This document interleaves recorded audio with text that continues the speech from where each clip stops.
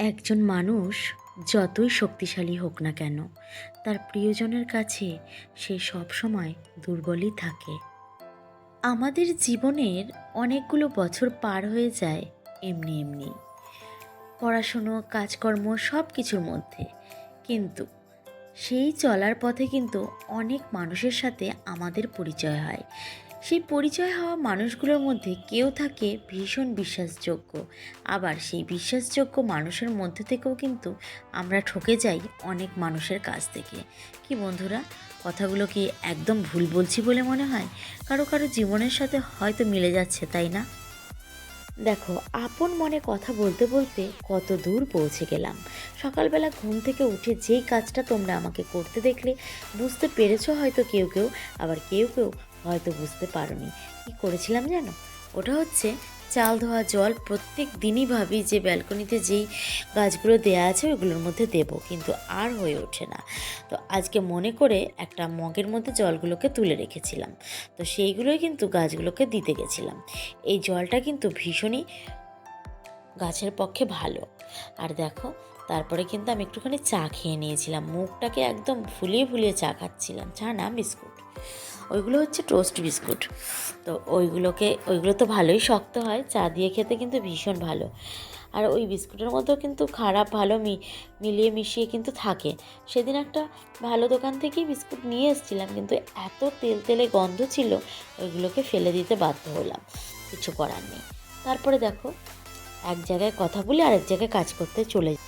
তো আজকে যেমন কথার সাথে কাজ মিলছে না, তেমনি কিন্তু বাড়িতেও তাই হয় জানো। আমার ক্ষেত্রে তাই হয়, তোমাদের ক্ষেত্রে এমন হয় কি না আমি জানি না। সবাই এত গুছিয়ে গাছিয়ে কাজ করতে পারে না। আর তবে হ্যাঁ, আমি গুছিয়ে পরিপাটি করেই কাজকর্ম করি। কিন্তু ধরো এক জায়গায় কাজ করছি, অন্য জায়গায় যদি একটা কোনো দরকার পড়ে গেল, ওই জায়গাটা যাওয়ার সময় দেখলাম খাটের ওপরে এটা ওটা সেটা পড়ে আছে, তখন আবার করি কি, খাটটাকেও একটু গুছিয়ে দিয়ে আসি। তাহলে পরে কি হয়, একদম পরিষ্কার পরিচ্ছন্ন হয়ে থাকে ওই দিকটা। কিন্তু যে কাজ করার আগে আমি খাটটাকে পরে আমি খাটটাকে গোছাচ্ছিলাম, সেই কাজটা কিন্তু ওইদিকে পেন্ডিং পড়েই রইলো। তো আমাদেরকে করতে হবে না সেইগুলো।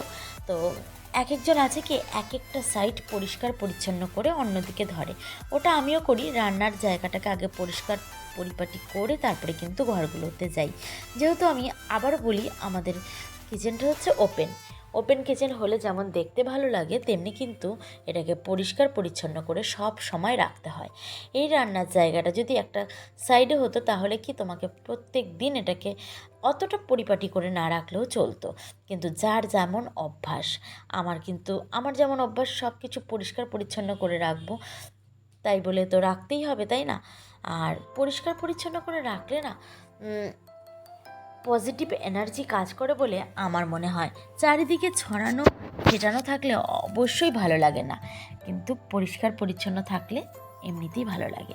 আর আজকে দেখো, একজন হাউসওয়াইফ যে শুধুমাত্র ঘরের মধ্যে সবজি কাটা, রান্না করা এই সমস্ত করে তা নয়, তার সাথে সাথে কিন্তু আজ আমি গেছিলাম বাজার করতে।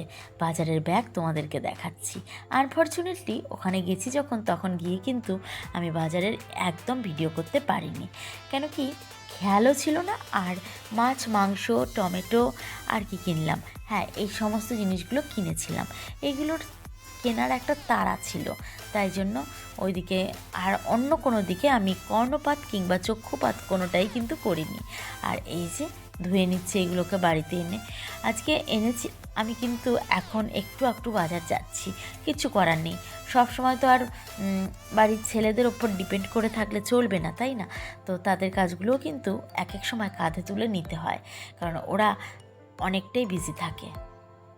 তাই জন্য আমিই গেলাম। আর হয়তো তোমরা ভাবছো যে এই দুটো মাছ, হ্যাঁ গো, কারণ আমরা সবাই বাড়ির চিকেন খাই, তবে এই বাড়ির লোকেরা অতটা চিকেন খেত না আগে। আমি আসার পরে এরা একটুখানি খাওয়াটা বেশি পরিমাণে খেতে শিখেছে। ওরা আগে সবসময় যখনই আনতো, মাসে যদি একবারও খেত, তাহলেও মাটন খাওয়ারই চেষ্টা করতো। তো আমি যেহেতু ওইটার থেকে চিকেনটাই বেশি ভালো খাই, তাই জন্য কিন্তু এনে থাকি। এমনকি আমার বাবুও কিন্তু ভালোই খায়। আর আজও কিন্তু সেই কড়াইটাকে আমি বের করে নিয়েছি। ও হ্যাঁ, যেটা বলছিলাম যে মাছ আর মাংস দু রকমের এনেছি, আর মাছটা এত কম এনেছি কেন? দেখো, আমরা এটা দিয়ে খেয়ে নেব, কিন্তু আমার হাজব্যান্ড জি ওসব খান না। তাই জন্য ওর জন্য আলাদা করে আবার একটুখানি মাছ করব ভেবেছিলাম, কিন্তু সেটা না করে একটা ডিম সেদ্ধ করে সেই যে আলু মশলা সব কিছু কষানো হচ্ছে ওর মধ্যেই ডিম সেদ্ধটাকে দিয়ে দিয়েছিলাম। ওটা দিয়েই ও খেয়ে নেবে রাত্রেবেলা। একটু চিকেন চিকেন গন্ধ হয়তো বেরোবে, কিন্তু অত কিছু দেখতে গেলে অনেক সমস্যা হয়ে যাবে। ও অত আমি ওটাই তোমাদেরকে বলেছিলাম, একজন হাউসওয়াইফকে অতটা কিন্তু অযোগ্য বলে মনে করলে চলবে না। প্রত্যেকজন হাউসওয়াইফের কিন্তু এক একটা পরিধি, সীমা রেখা সমস্ত কিছুই রয়েছে। তারা কিন্তু তার মধ্যে থেকে কাজকর্ম সমস্ত কিছু কমপ্লিট করতে পারে। তাই জন্য ওদেরকে অযোগ্য বলে মনে করার কিছু নেই। একজন হাউসওয়াইফ একাধারে যেমন সংসার চালাতে পারে, তেমনি কিন্তু বাইরে গিয়ে তার সমস্ত কিছু কাজ সামলে বাড়িতেও আসতে পারে। তেমনি তার বাচ্চাকে মানুষ করার থেকে শুরু করে শ্বশুর শাশুড়িকে দেখভাল থেকে শুরু করে সমস্ত কিছুই কিন্তু একটা হাউসওয়াইফ করে থাকতে পারে। কি পারে না কি বন্ধুরা? অবশ্যই পারে। আর এই র্যাকটাকে দেখো, র্যাকটা ছোট হওয়াতে কিন্তু আমি প্রত্যেক দিন র্যাকটাকে এদিক থেকে ওদিক, ওদিক থেকে সেদিক করতে পারি। আর যদিও এই জায়গাটা একটু গ্যাদারিং লাগে, আর আমার যেহেতু একটু ফাঁকা ফাঁকা জায়গা পছন্দ হয়, সেহেতু আমার ক্ষেত্রে হয়তো দেখতে একটু খারাপ লাগে। তোমাদের কেমন লাগছে গো বন্ধুরা? অবশ্যই কিন্তু জানিও। এই পর্যায়ে এসে আমি জানি না আমার কোন বন্ধুরা আমাকে শুনছে, তো তোমাদের উদ্দেশ্যে একটা কথাই বলবো। দেখো, আমার এই পরিবারে এই বেশ 2-1 দিন ধরেই হয়তো অনেক নতুন বন্ধুরা এসেছে। আমি জানি তোমরা আমাকে ছেড়ে দিয়ে যাওনি, তো একটু ধৈর্য রাখো, অবশ্যই তোমাদের কাছে আমি পৌঁছে যাব। ধৈর্যচ্যুত হইও না, কেমন? অত তাড়াতাড়ি না গিয়ে যদি একটু দেরি করে যাই, তাহলে হয়তো তোমার আর আমার বন্ধুত্বটা অটুট হয়ে থাকবে। বুঝেছো কি বোঝাতে চাইছি? অবশ্যই বুঝতে পেরেছো হয়তো। তো যাই হোক, আজকের মেনু ছিল কিন্তু এই। কেমন হয়েছে বলো? আমার কেনা চিকেন। তো আমি প্রথমবার না মোটেও যাইনি, এটা আমি সেকেন্ডবার গেলাম বাজার করতে।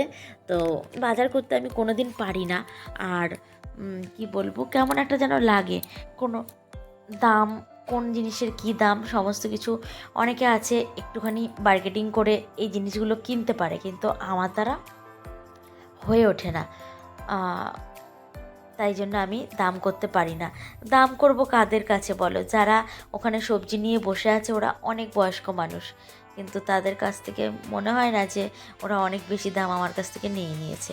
তাই জন্য দামও আর করতে পারি না। তো দেখো, এই কলাগুলো সেদিন আমি আর অমিত আমাদের ওই দক্ষিণ দিকে বাগান থেকে তুলে নিয়ে এসেছিলাম। তুলে না, মানে গাছটাকে কেটে নিয়ে এসেছিলাম। সেই কলাগুলো পেকেছে। আর বিকেলের আকাশ কেমন লাগছে বলো? বিকেল না, ঠিক সন্ধে হয়ে গেছে। কেমন লাগছে বলো?